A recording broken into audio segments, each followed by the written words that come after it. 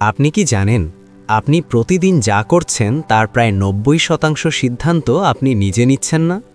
চমকে গেলেন? অবাক হলেও এটাই সত্য। আপনার সাফল্য, ব্যর্থতা, অভ্যাস, এমনকি ভয় সব কিছু নিয়ন্ত্রণ করছে আপনার মনের এমন এক অংশ, যার কথা আপনি হয়তো কখনো ভাবেনইনি।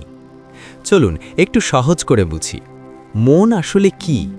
মন হলো আপনার চিন্তা, অনুভূতি, স্মৃতি আর সিদ্ধান্তের নিয়ন্ত্রণ কেন্দ্র। আপনি কি ভাববেন, কিভাবে প্রতিক্রিয়া দেখাবেন, সবকিছুর মাস্টার মাইন্ড এখানেই। বিজ্ঞানের ভাষায় মন দুই ভাগে কাজ করে।